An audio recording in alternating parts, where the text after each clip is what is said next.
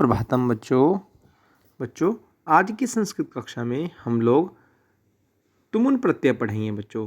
जैसे कि आप लोग प्रत्यय जानते ही हैं बच्चों कि प्रत्यय जो होते हैं वो धातुओं के अंत में लगते हैं, उपसर्ग जो होते हैं बच्चों धातुओं के पूर्व में लगते हैं। ठीक है, तो बच्चों आज हम तुमुन प्रत्यय पढ़ेंगे। तुमुन प्रत्यय बच्चों के लिए अर्थ में तुमुन प्रत्यय का प्रयोग होता है। के लिए अर्थ में, जैसे बोलते हैं ना, मैं पढ़ने के लिए जा रहा हूँ, मैं खाने के लिए ला रहा हूँ, है ना। तो के लिए अर्थ में तुमुन प्रत्यय का प्रयोग होता है। तो बच्चों आगे क्या है, तुमुन में जो उन है उनका लोप हो जाता है और तुम शेष रहता है। इस प्रत्यय से बना शब्द अव्यय पद होता है, अतः इसके रूप नहीं चलते। बच्चों आप लोग जानते ही हैं अव्यय जो होते हैं वो जैसे होते हैं वो हमेशा ऐसे ही प्रयोग होते हैं, उसमें कोई परिवर्तन कोई विकार नहीं होता है। अव्यय की परिभाषा बच्चों ये है कि ना व्ययः इति अव्ययः। व्यय मतलब खर्च होना, जिसका कोई खर्च नहीं होता, जो जैसा होता है वो ऐसे ही रहता है, उसको बोलते हैं बच्चों अव्यय। ठीक है, तो जो तुमुन प्रत्यय है, तुमुन प्रत्यय में जो उन है उसका लोप हो जाता है। लोप मतलब खत्म हो जाता है, चला जाता है, मात्र तुम ही शेष रहता है। ठीक है, और ये जो प्रत्यय होते हैं बच्चों धातुओं के मूल धातुओं में लगते हैं। जैसे गम है, ये उदाहरण दिया गया है, बालकः पठितुम विद्यालयम गच्छति। बालकः मतलब बालक, पठितुम मतलब पढ़ने के लिए। आप ऊपर भी पढ़ा है आपने, के लिए अर्थ में तुमुन प्रत्यय का प्रयोग होता है। तो बालकः पठितुम, पठितुम मतलब पढ़ने के लिए, विद्यालय मतलब विद्यालय को, गच्छति मतलब जाता है।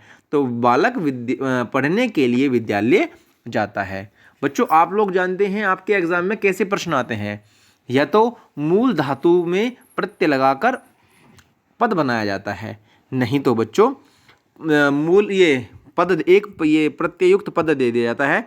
इससे मूल धातु अलग और प्रत्यय अलग लिखने के लिए आती है, आप लोग जानते हैं। जैसे आपके एग्जाम में आ जाएगा गम प्लस तुमुन, क्या बनेगा, आपको आंसर देना होगा गंतुम। धाव प्लस तुमुन, आपको आंसर देना होगा धावितुम। ठीक है बच्चों, या फिर ऐसे आ जाएगा पठितुम दे दिया वहां पर, तो उसको मूल धातु अलग और प्रत्यय अलग लिखना होगा। ये पठितुम है, एग्जाम में आ गया आपके, तो आपको लिखना होगा पठ, ठे हलंत हो जाएगा, प्लस तुमुन बन जाएगा पठितुम। ठीक है, ऐसे क्रीडितुम है तो क्रीड प्लस तुमुन, ऐसे लेखितुम है, लिख प्लस तुमुन लेखितुम।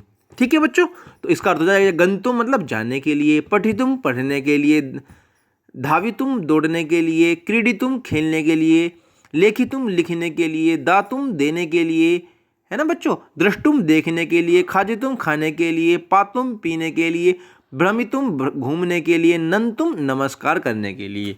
ये इसका अर्थ है बच्चों। ठीक है, आशा करता हूँ आप लोग इसको अच्छे से समझ गए होंगे।